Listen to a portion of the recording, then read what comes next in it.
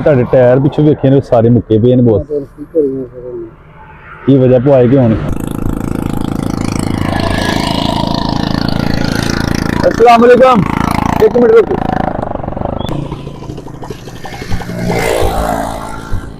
अस्सलाम वालेकुम भाई, क्या हाल जी?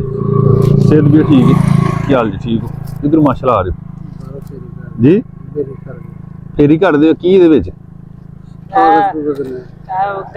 अपना माशाल्लाह काम कर दे।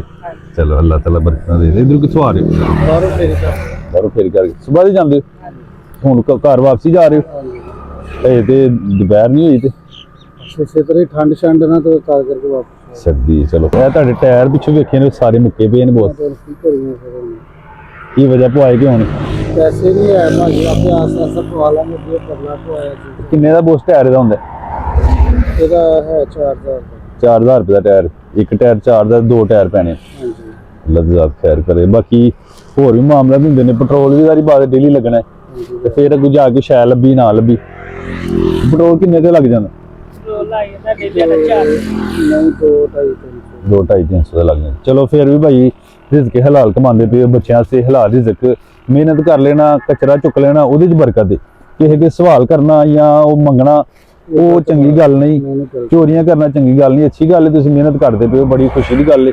ਤੇ ਮਿਹਨਤ ਕਰਨ ਵਾਲਾ ਅੱਲਾਹ ਦੀ ਜ਼ਾਤ ਨੂੰ ਬੜਾ ਪਿਆਰਾ ਹੁੰਦਾ। ਛੋਟਾ ਜਿਹਾ ਇੱਕ ਤੋਹਫਾ ਤੁਹਾਡੇ ਵਾਸਤੇ, ਇਹ ਬੱਚੇ ਵਾਸਤੇ। ਚਲੋ ਨਾਲ ਨਾ ਗਲਵਜ਼ ਇਹਨੇ ਪਾਏ ਨੇ, ਇਹ ਗਰਮ ਕੈਪ ਪੁੱਤਰ ਜਿਹੜੀ ਇਹ ਵੀ ਡੇਲੀ ਨਾ ਗਰਮ ਕੈਪ ਜਿਹੜੀ ਡੇਲੀ ਪਾਣੀ, ਠੀਕ ਹੈ।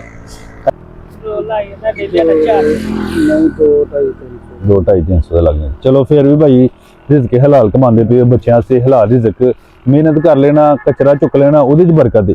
ਕਿਸੇ ਦੇ ਸਵਾਲ ਕਰਨਾ ਜਾਂ ਉਹ ਮੰਗਣਾ ਉਹ ਚੰਗੀ ਗੱਲ ਨਹੀਂ, ਚੋਰੀਆਂ ਕਰਨਾ ਚੰਗੀ ਗੱਲ ਨਹੀਂ। ਅੱਛੀ ਗੱਲ ਹੈ ਤੁਸੀਂ ਮਿਹਨਤ ਕਰਦੇ ਪਏ ਹੋ, ਬੜੀ ਖੁਸ਼ੀ ਦੀ ਗੱਲ ਹੈ।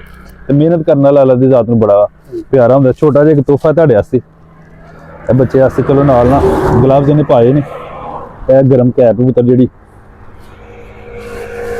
ਇਹ ਵੀ ਡੇਲੀ ਨਾ ਗਰਮ ਕੈਪ ਜਿਹੜੀ ਡੇਲੀ ਪਾਣੀ, ਠੀਕ ਹੈ।